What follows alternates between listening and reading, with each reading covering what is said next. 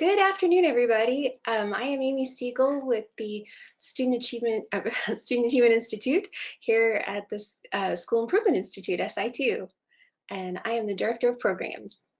And I'm Tina Wiseman, a Strategic Planning Specialist, and sometimes the extra member of your team. Often the extra member of your team, I think. It's a good job. Yeah. So today we're going to be talking about your starting the year and your intervention kickoff. We are also going to talk a bit later about some news from the Department of Education. So we're going to do that at the end. We're going to go through this month's tasks and just kind of getting the year started before we do that. So I'm going to turn off my camera, and Tina, feel free to do that too.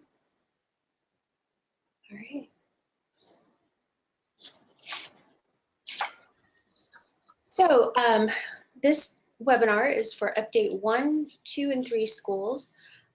This year, the Update 1 schools, we would have normally first-year schools who did their planning as startup schools last year, who would be in their first year of implementation.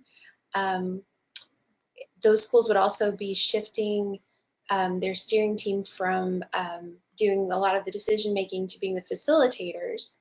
And for the schools that are cycling back to Update 1, you're going to be spending the month of October really taking a hard look at your steering team and your council and how you're conducting those student body discussions. This is the year we want you to refresh all of that. Update 2 schools, you're going to be continuing in the implementation of your interventions and tweaking your plan as needed with new data.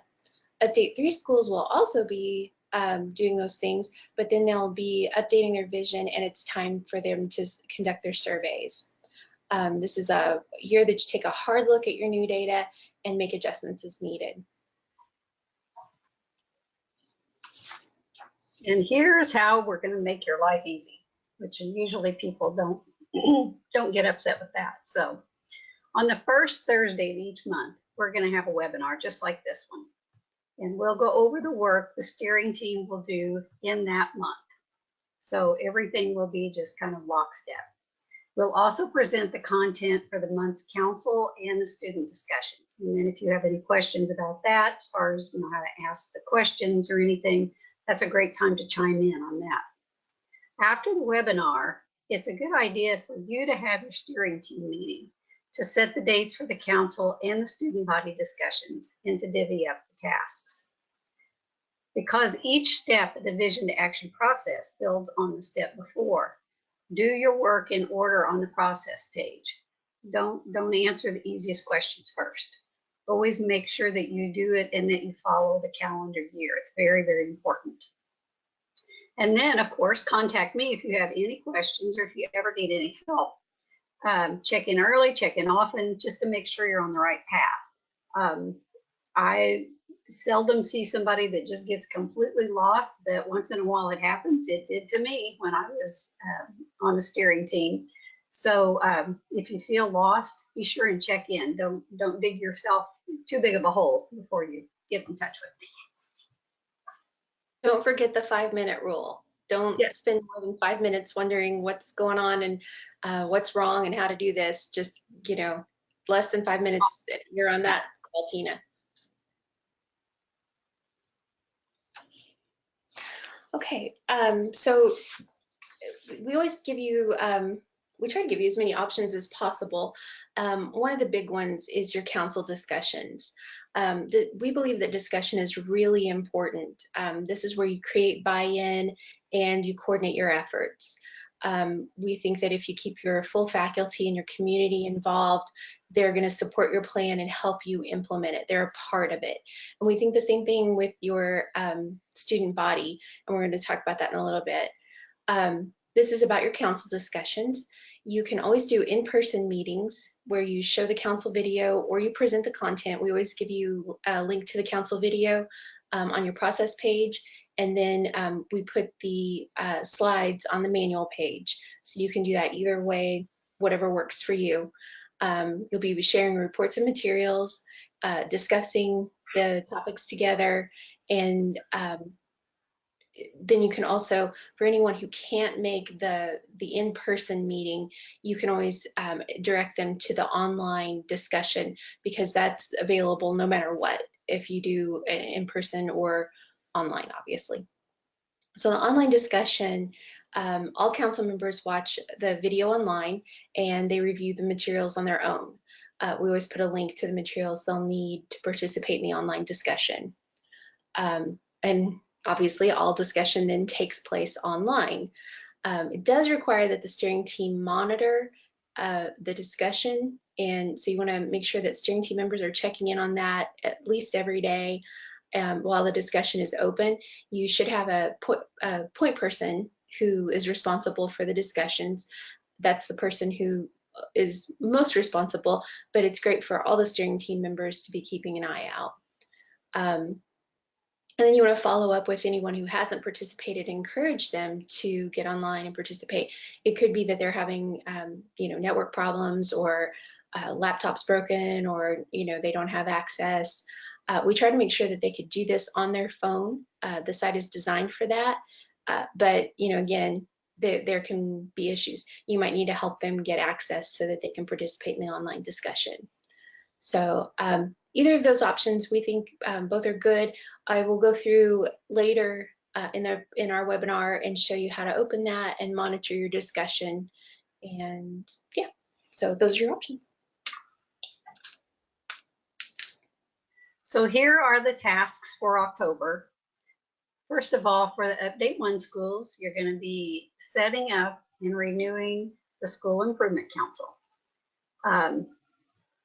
Probably a lot of you, especially those of you who have been through this process several times, might be a really good time to look at some of your council members and see if maybe some of them, they may have had kids that have graduated by now, if they're high school, or moved on to a different school. If they continue to want to participate, that's fine.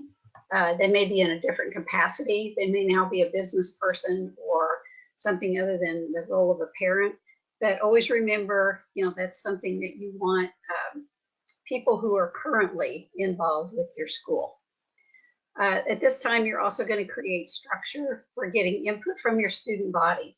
And it's so important, and I know we sound kind of like a broken record, but let all the kids participate.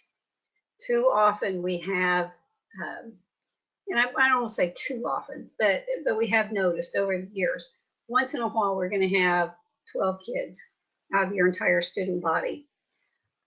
That kind of creates a double-edged sword. For one thing, the kids, if it's a student body that might be the student government, they're going to have a whole different take on a lot of things. You're not going to get that student that is very hesitant maybe to speak up or say something, or feel that his or her opinion doesn't count. It also kind of projects that, is that, only these kids are involved in this. And so it's just one more thing for those kids to get to do. Whereas we all know that every student in every teacher's classroom, just ask a teacher, every one of them matter equally. And so as a result of that, that would be like picking and choosing your kids out of your classroom and kind of separating them out from the others and only talking to them. So make sure that everybody gets a say. They may not want to participate, but if the whole class is being asked, then they have the opportunity to participate. And it's not something that is done off in a separate room or somewhere. And I kid you not, one of my favorite parts of this job is reading those student body minutes, because even if it's kindergarten or first grade, it truly is out of the mouth of babes what comes out of these kids as far as their insight. And there's a lot of good ideas out there that unfortunately, I'm afraid, don't always get heard. So be sure to include everybody on this. And then the kickoff for the interventions, you're going to be having those. Make sure that everybody knows what those are. The kids are doing them. I mean, they're participating in them now. Sometimes they need a label that's put with what the actual intervention is, so that they can equate the two. So when, you start talking about these things, I know we've had schools in the past that, have had, like their kickoff. It's football season. We're going to have our kickoff for, our team, but we're also having the kickoff of our academic records or our interventions. And here we go. And you can track this. You can have your goalposts, and if one of them gets up there, have a touchdown. Do things that keep the kids really involved. And then for update 2 and 3 schools, you're going to update your school improvement council as well, and you're going to kick off those interventions. So, not sounding like a broken record, you're going to do the same. So, anybody have any questions on that one? All righty. Okay. So this is the part where we go ahead and do the council video so that you don't have to watch it separately, and you know what it is we're doing in the council video. And this will be the video that is put on the council discussion page that we make available for you to use in your meeting if you like. So we'll start by welcoming the council. Welcome to the Council Discussion 1, the Intervention Kickoff. This is the School Improvement Council video for SI2, and I am Amy Siegel, the Director of Programs for SI2, and I'm joined by Tina Weisman. Hello, I'm Tina Weisman, Strategic Planning Specialist. I work directly with the schools. First, we want to thank you for serving on your school's Improvement Council. We know you're giving up some of your time to do this, and we want you to know that we appreciate it, and we know your schools appreciate it. As you can see, your role is threefold, and all of those areas are extremely important to making your school a better place. First of all, we know that you wouldn't be here if you didn't care about your community's young people, and of course that's important. That's key. The second thing is you're going to be looking at student and school data. You're not going to just be maybe hearing about it, but you're going to actually be looking at it to see how things are working. And then you're going to be providing input from your perspective. So if you're an economic development person, we need your input from you wearing that hat. If you are with a youth service agency, or if you're with a business or our parents or whatever group you represent, we need your input from your perspective. It's very, very important. I'm going to start with an overview of this year, so you know what to look out for. In the first semester, your schools are implementing their interventions. And so in October, the big question for the council is what can we each do to support each intervention? And in December, what evidence do we have that indicate each intervention is having the desired impact on our adult practices? Second semester, we're updating the school improvement plan for the coming year. So we're going to, in January, based on what we know now, do we need to update our goals? So that'll be looking at achievement data and deciding if our goals need to be updated.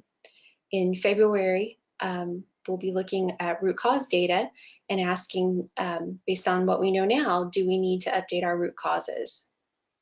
In March, we're going to look again at our interventions and the intervention data that we have and ask the question, based on what we know now, do we need to update our interventions? So we'll be looking for your input 5 times this year. So you'll have 5 discussions, and again, your input is very much valued and really necessary to this process. And here's what we're going to be doing at this particular meeting. The council input this time will be for the intervention implementation.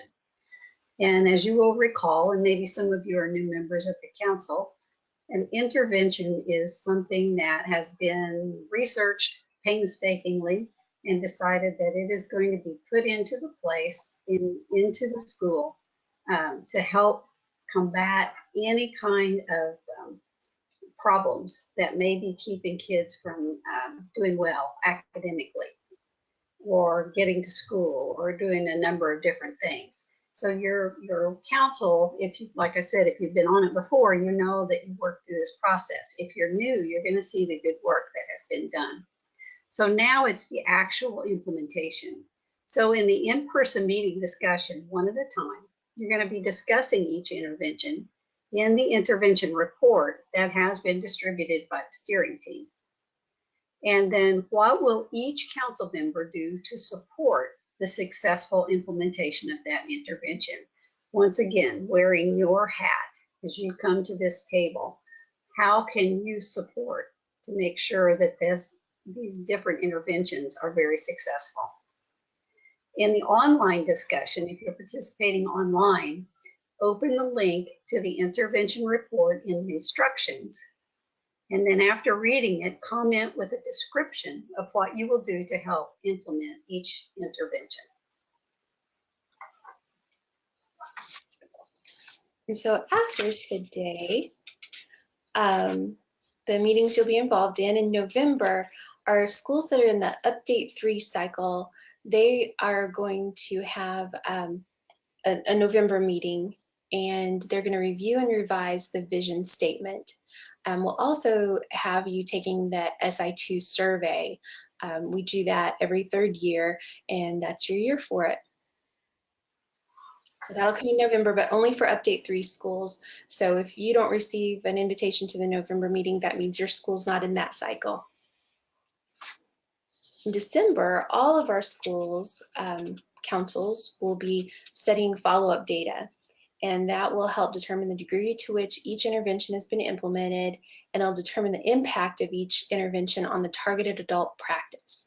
And just as a reminder, our interventions are designed to change adult practices because it's by changing the adults that we change the environment so kids can be successful.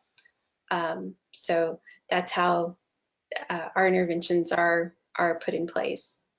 And then the council will also be in December making recommendations regarding adjustments to the intervention as needed.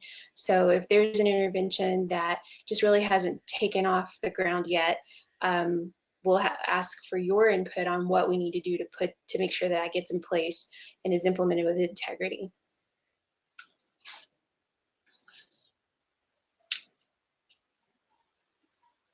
So that ends our council discussion. And again, we appreciate you attending and thank you for your participation. Thank you very much for your time. Okay, now we're back. We're back to the steering team. All righty. So here are some tips if you're holding that in-person meeting with council. Make sure, as it was earlier mentioned, that you have those copies of the interventions report ready for distribution. Figure out how it is you want to do that ahead of time so that they're either there ahead of time, or maybe you want them to look at them ahead of time, or maybe you want to pass them out during the meeting. Whatever you decide is fine. Just make sure that they see those intervention reports. And then go ahead and set dates for all 5 meetings and distribute those dates during your first meeting. We all know everybody's calendars are nuts, to say the least. So if you can't get the buy-in with having the in-person meetings all the time, some people will probably make it a priority to be there in person. But for those that absolutely can't, always have your backup plan and always show them how to use the online system. And then that way you're not going to lose those people every other meeting or every third meeting or possibly every meeting. So you want to be sure and that they know how to do this. If you're holding an online discussion, plan to monitor the discussion each day that it is open. So don't just open it and then leave it. Make sure that you're monitoring that, especially the 2 council point positions. Make sure that you're watching the discussion, seeing how it's going and all of that. And then use the participation report to see which groups have yet to participate.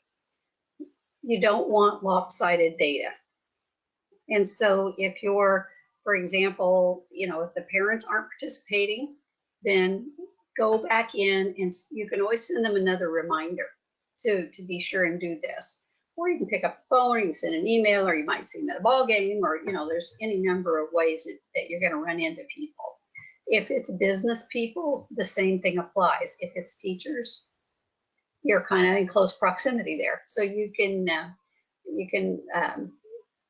remind your colleagues, how important it is that everybody participate. And then you can also, of course, use the email list on the participation report to remind those who have not participated that their input is needed. You may just have somebody that's a little reluctant, and maybe a reminder wouldn't hurt.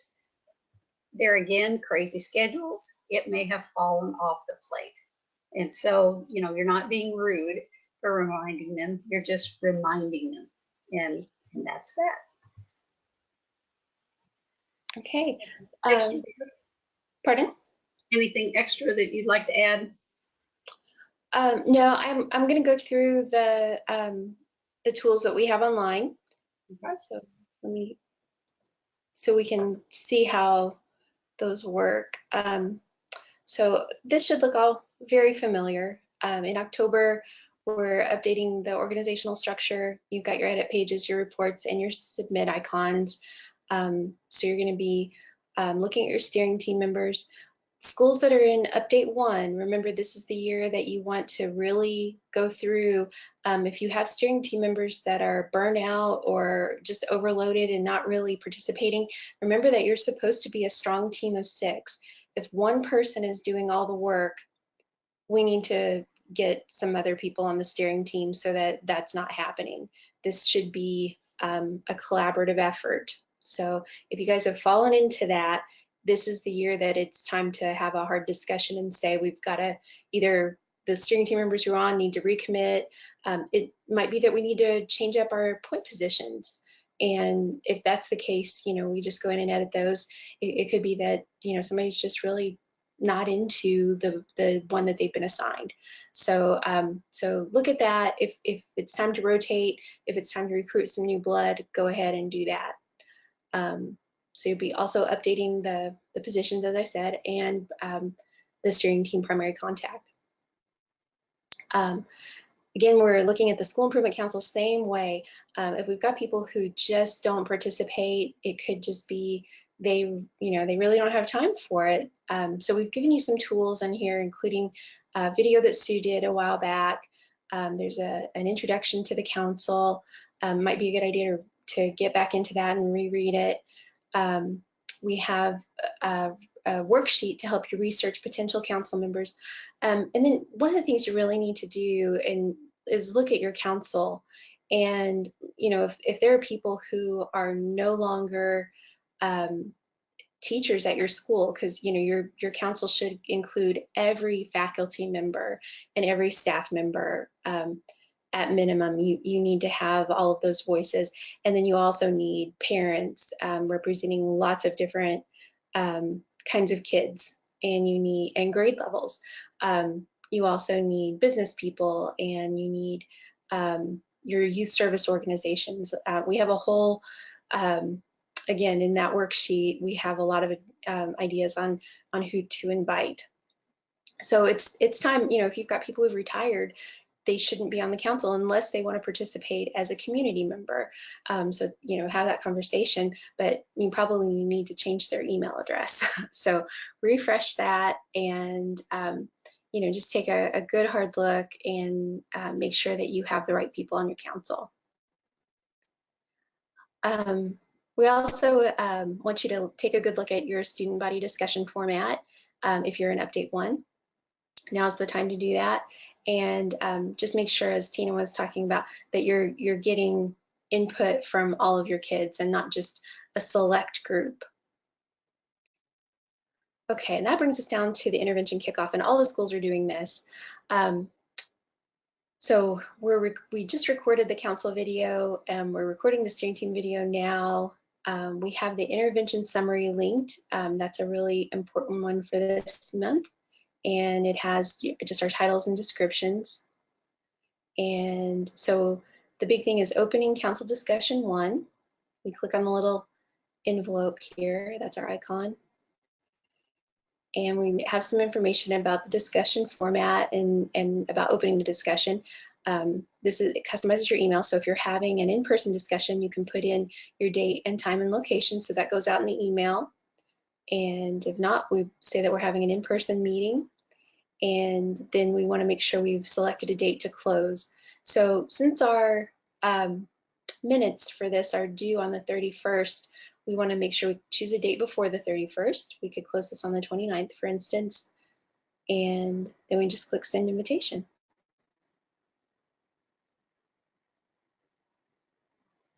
Okay, so if we ever need to resend invitations, we can come back to this page, which is now in its open state, and it tells you that at the top. And so if I talk to Misty Busick and she says, I don't think I got that, or I think I deleted it, and that's why she hasn't participated, you can just click the resend and it'll automatically send her that invitation again. Okay, going back to the process page, to our intervention kickoff. This is the step 6, as we were saying. We want you to monitor that pretty closely, and we give you the links here so you can get to it easily. You'll also get this in your email if you'd like to go in that way. And as a council member, you have, well, we don't have discussion in here, but you can do things like if somebody comments something that is just completely inappropriate, you can delete that. So, you want to keep an eye on that. And we give you a direct link to manage your council members. If somebody has joined the council who really shouldn't be on the council, you can omit that person and they wouldn't be able to participate. So we just want to make sure we give you tools so that you can manage the discussion and make sure that goes well. Also in the monitor, we have a report for you, and that's that participation report we were talking about.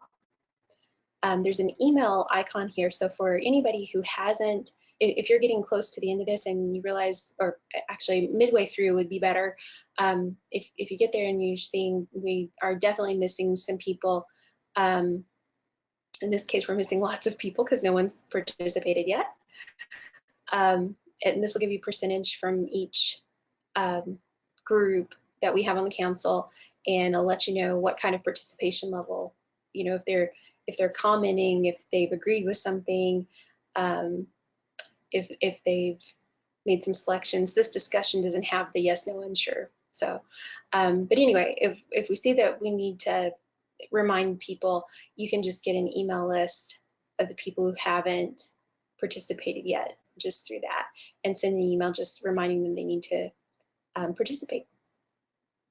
And to let you know, that's an email that you write, and you can just let them know who to contact if they need to have their discussion link resent to them. And so after that, we do have a report of Council 1 input. We find that that's a helpful thing to go back and remind people, hey, remember in October you said you were going to support this intervention this way, and if they're not living up to that, you can always show them their own words, and that can sometimes be a useful tool for prying reluctant people when needed. In step 8, you enter the council discussion summary. That should feel very familiar. For the student body, we have a tool for the discussion, and I think we're going to talk about that in a minute. And then you enter the summary for that. We also have a review of the task list. So that's the preparations calendar, all the things that we said we would be doing this semester. Also a good thing to go over and make sure that everybody who's responsible for a task has that handy. Okay, and then as always, your rubric items, we don't keep these things a secret. So in this section, these are the criteria that we'll be looking for as we're reviewing your council discussion and your student body discussion. Okay, so that is October and all of your online tools.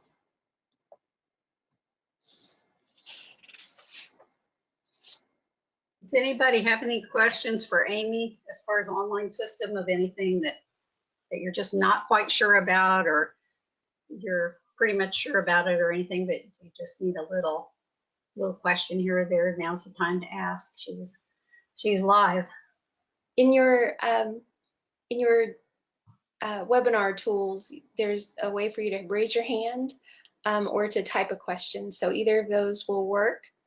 And and I'm watching. So we'll, if anybody pops up, we'll we see. can always come back to this too if you have questions later. Alrighty, so now we're going to talk a little bit about the student body prompt.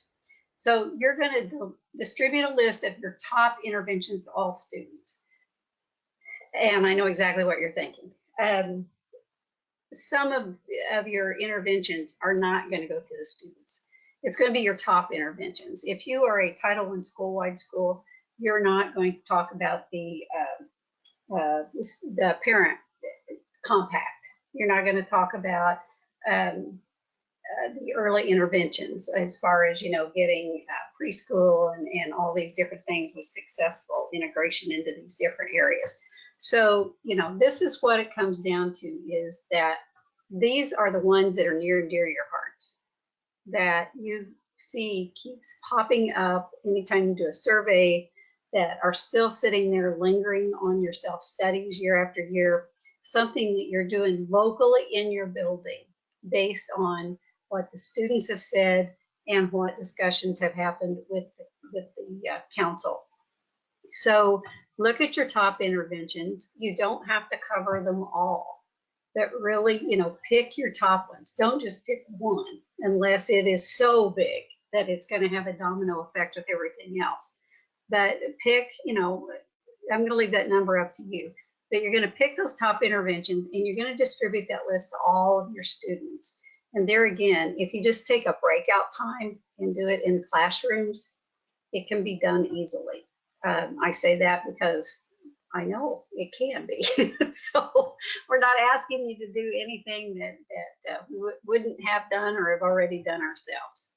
So what the first question is, how can the students help implement these interventions? Now, if you need to use a little bit different term for elementary than intervention, that's okay. But you might want to use that term just so that they understand the vocabulary of it. If they see it around the building, if they see it on charts or signs or, whatever, or wherever it's at, it doesn't hurt for them to understand the verbiage. So, but you can do some descriptors with it to help them understand. And there again, just like I said, feel free to change that language of that prompt to be grade level specific. Or it could even be not grade level for specific, but the level of achievement of the kids developmentally. So whatever works, that's perfectly fine.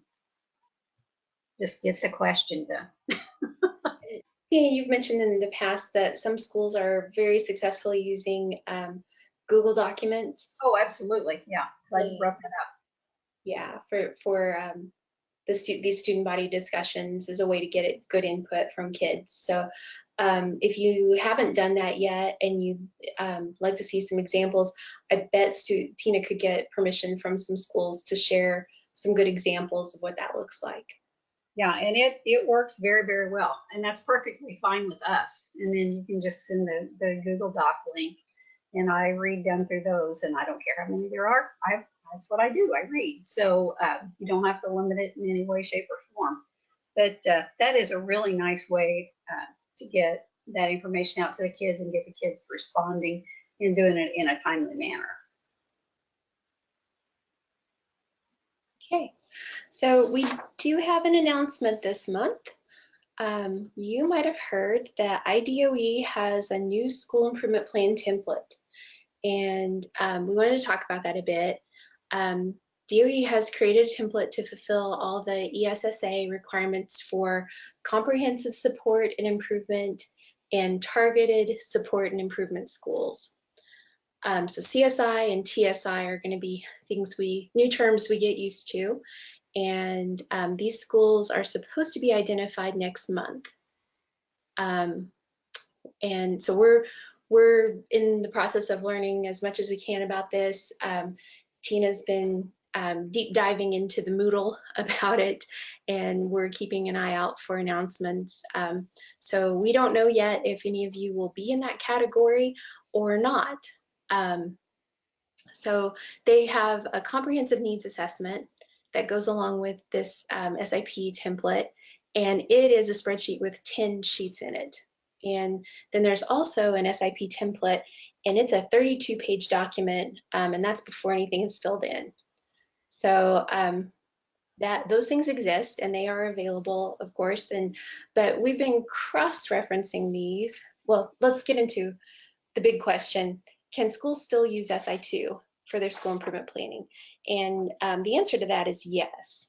And where we see that, we found that out it's been a few years now, when DOE went kind of overstepped and said they wanted everybody to use one way to do their school improvement planning, and there was a lot of pushback on that. And then, it kind of came out that they can't require everybody use the same kind of school improvement plan. So in their FAQ, they did state that schools are still able to use the school improvement plan template they have utilized in the past, as long as it fulfills all the requirements outlined in Indiana code. And SI2 does that. We have very carefully crosswalked with Indiana code, and we do our best to keep up on that to make sure that everything that you need to do is included in your school improvement plan. We still focus on the process with that. We never want your plan to just be about filling out paperwork, because we don't think that that's going to really change anything in your school, just filling out paperwork. We have you really focus on the process and the needs of your school, and at the same time make sure that you're meeting all the requirements that are in Indiana code. So then there's a question about schools who are on the CSI or TSI list in 2018. What we found in the FAQ about that is that according to Indiana's state plan for the Every Student Succeeds Act, schools that are identified as comprehensive support and improvement and targeted support and improvement in the fall 2018 will have to complete both a CNA and SIP that fulfills all ESSA and Indiana code requirements. This CNA and SIP will be for the 2019 to 2020 school year and will not be due until the fall of 2019. So we are making sure that we have everything for schools that are on that CSI or TSI list, everything that they need to be compliant with ESSA, so that our comprehensive needs assessment, we feel like you do a comprehensive needs assessment by looking at the process of looking at your data and having the discussions and doing the root cause self-study. That's a pretty comprehensive needs assessment in and of itself. And we're just crosswalking, and so far everything we found is very familiar.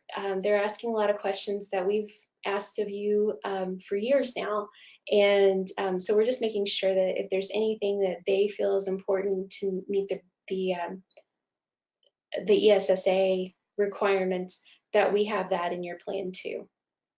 So, and again, our site is always customized. So schools that are CSI or TSI will have you update your SIP uses, and that way your plan will be customized. And then the schools that are not on those lists, their plan will just go along as normal, making sure that they're doing good process and meeting the requirements of Indiana code. So I actually think I hit all my points on SI2 alignment.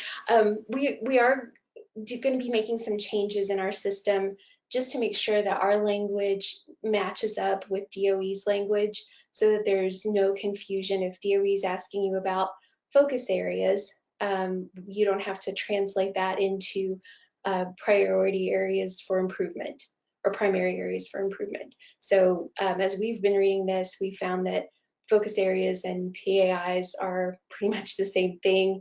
There may be some other changes that we make this year to make sure that we're meeting the spirit of what DOE is looking for these days. But again, it's not required necessarily that we do that. We just want to make sure that there's good match in case anything were to come up and anybody had questions. So we're going to keep doing that, and as we work through the system, we'll make sure we bring those things to your attention where we've made updates. Let me just make sure I don't miss anything here. I think that pretty well covers it. Yeah. So does anybody have questions about the DOE template or about how we're going to be handling that?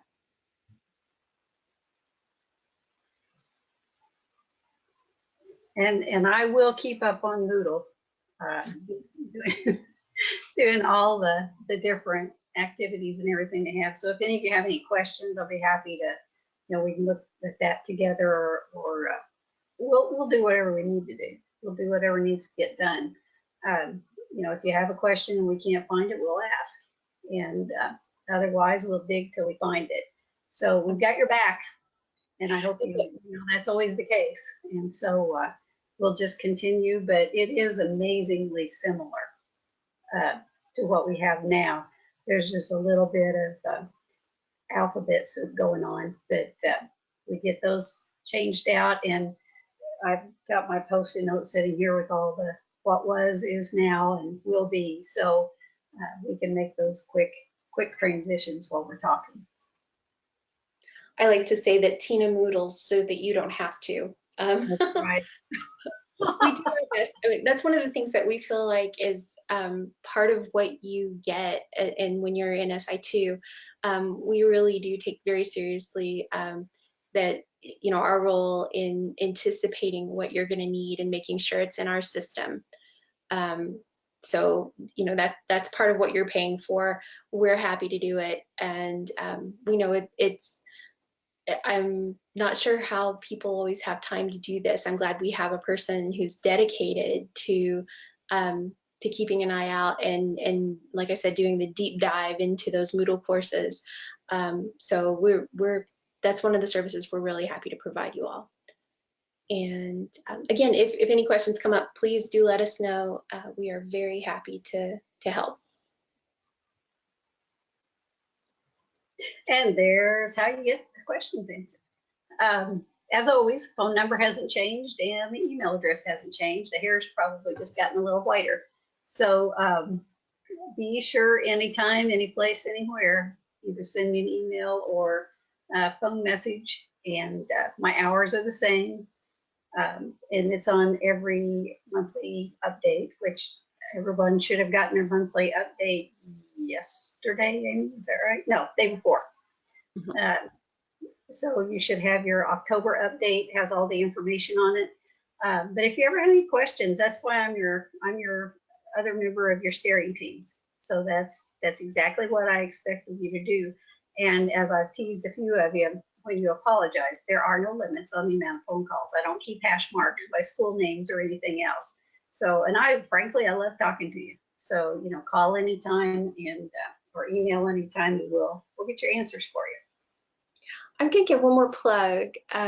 We are still taking grant applications. So if you have colleagues in other buildings who have not participated in SI2 and you would like to see them getting the same kind of service you get, they can try SI2. Basically, they get a year of SI2 for free. That is our grant, is that we're providing that service so that they can get their feet wet and see what it's all about before committing monetarily. And so there's a paragraph in your monthly update about that. So if you'd want to talk to other schools about that, or if you'd like us to get in touch with one of your colleagues, if you'd like to make a referral, we would be happy to do that. And there again, I can say from experience, it's really a nice thing when your whole corporation or your whole district is involved, because then it's free flowing, and it just, you're not bumping your head with different programs and different incentives and different everything else. So, if we can help anybody out, you've got a sister or a brother school or whatever school, if you're middle school and you see an elementary or two that you think would be interested, have them get in touch with us. We'd be more than happy to let them try it out for a year, drive around the block. All right. Well, thank you all for being here. If you have questions, be in touch, always, and we'll see you next month. Well, actually, we'll see our update 3 schools next month, and we'll see everybody else in December. So have a great couple of months.